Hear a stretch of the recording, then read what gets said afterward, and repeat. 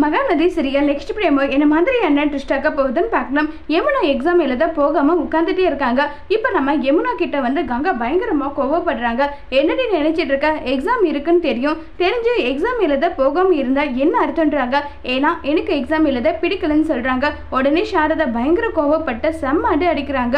உனக்கு இவ்வளவு தைரியம் இருந்தா இப்படி பண்ணிருப்ப, உனக்கு பயங்கர திமிரடி, எல்லாரும் எப்படிப்பட்ட கஷ்டம் பட்டாலும் உன்னை நல்லபடியா கலெக்டர் ஆக்கியே ஆகணும்னு சொல்லிட்டு உன் அக்கால இருந்து எல்லாரும் பாடுபட்டு இருக்காங்க.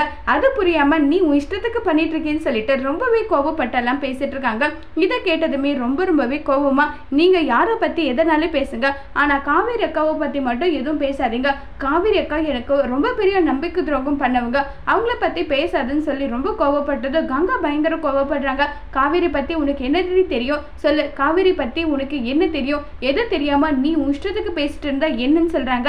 அவளை பத்தி எனக்கு என்ன தெரியும், அவ இப்ப வரைக்குமே நம்பிக்கை துரோகம் பண்ணிட்டு இருக்கா. நமக்கு மட்டும் இல்ல, மாமா விஜய் மாமாவுக்கும் சேர்த்துதான் அவன் நம்பிக்கை துரோகம் பண்ணிட்டு இருக்கா. அப்படி என்ன நம்பிக்கை துரோகத்தை பண்ணதை நீ பார்த்தா? இப்ப வரையும் நிவின் கிட்ட பேசிட்டு தான் இருக்காங்க. நிவினும் காவேரியும் அஃபேர்ல இருக்காங்கன்னு சொல்லிட்டு யமுனா சொல்றாங்க. இதை கேட்டு பயங்கரமா கோவப்படுறாங்க கங்கா. அதோட இந்த பிரமவம் முடிச்சிருக்காங்க.